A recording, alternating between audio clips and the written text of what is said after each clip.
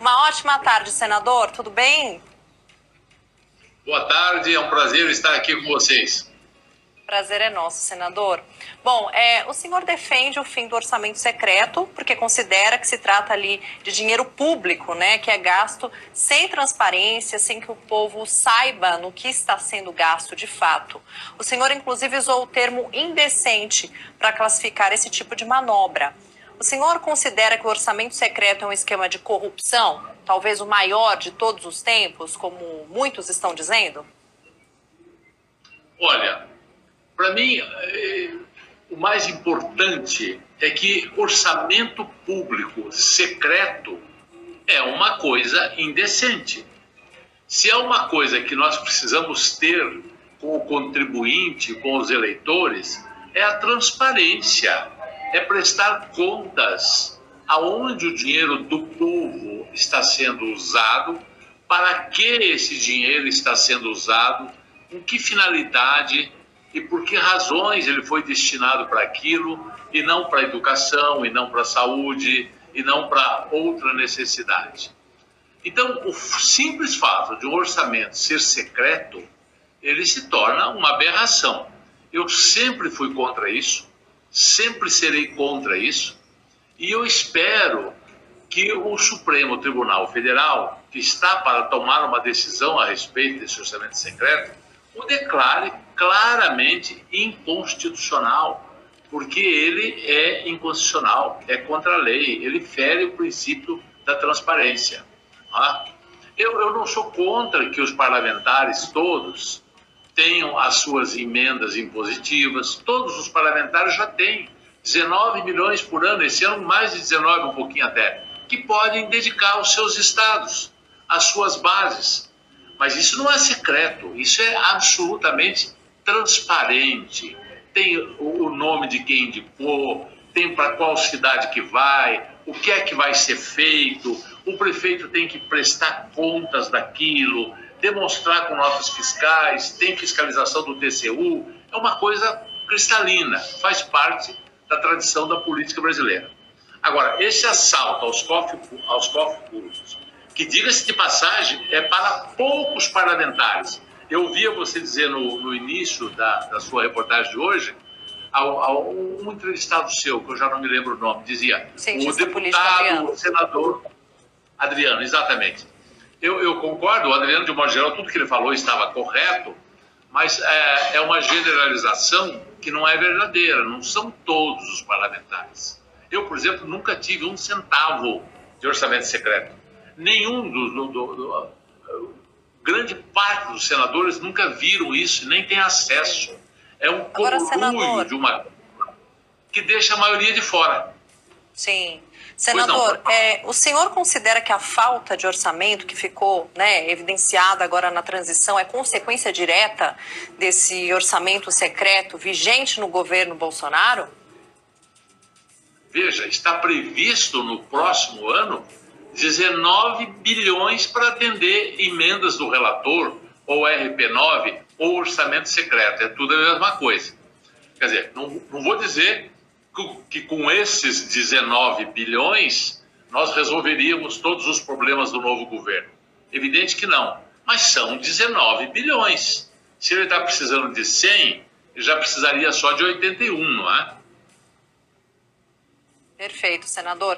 Agora, o senhor é a favor de criar emendas à Constituição para poder proporcionar o aumento do salário mínimo, o Bolsa Família em R$600, viabilizar investimentos em saúde e educação, por exemplo? Ou considera que outras alternativas, como a edição de uma medida provisória de abertura de crédito, por exemplo, é mais indicada nessa situação que o Brasil enfrenta?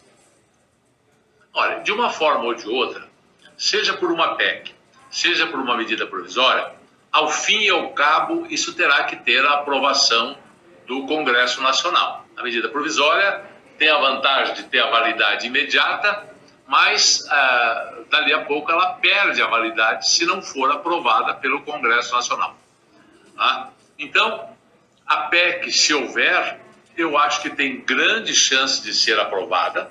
Nós aprovamos 2 vezes isso para o governo Bolsonaro. Aliás, quero salientar Se não tivesse sido Lula o vencedor, se tivesse sido Jair Bolsonaro o vencedor, o problema seria idêntico. Ele também teria que manter os R$ 600. Ele também prometeu isso na sua campanha.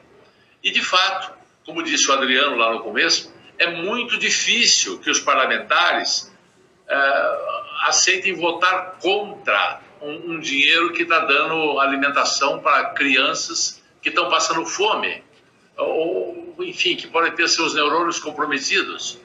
Eu não acho que isso seja grave. Não acho que seja grave. Alguém vai dizer, vamos furar o teto de novo. Não, não se trata de furar o teto de novo. Se trata de uma coisa emergencial. O teto de gasto continua valendo para os próximos orçamentos. Eu vou te perguntar agora, inclusive, senador, porque a gente tem visto que, no fim das contas, o teto de gastos acaba sendo extrapolado, né, de uma forma ou de outra, por algumas manobras. Qual seria a solução para que isso acabasse? Falta responsabilidade aos governos? Qual seria aí a maneira menos impactante, né, aos cofres?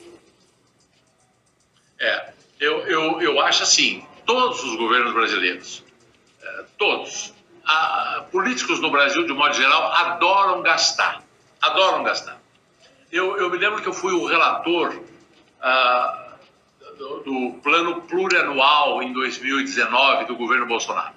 Estavam previstos déficits primários todos os anos, ou seja, todos os anos, antes de pagar o juro da dívida, o governo gastaria mais do que arrecadou.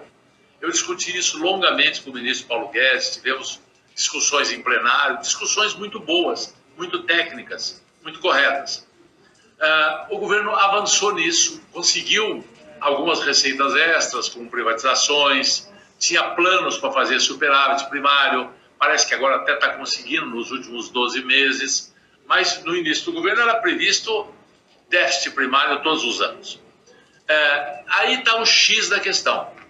Nós só autorizamos exceções ao teto de gasto por ocasião da pandemia, que foi uma coisa dramática, foi por unanimidade. Não tinha como, todos os governos do mundo fizeram o que nós fizemos. Então ali não foi um vício brasileiro, ali foi uma fatalidade da pandemia. E depois, por ocasião de fome, de 30 e poucas pessoas, 30 e poucos milhões de pessoas com fome, teve uma segunda autorização que muitos consideram como sendo um pacote eleitoral. Eu acho que tinha, sim, alguma coisa ali que era eleitoral, mas tinha muita coisa ali que não era eleitoral. De novo, foi aprovado por unanimidade. PT aprovou, todo mundo aprovou. Então, eu acho que a questão do novo governo tem que mostrar ao que veio, que vai fazer superávit primário.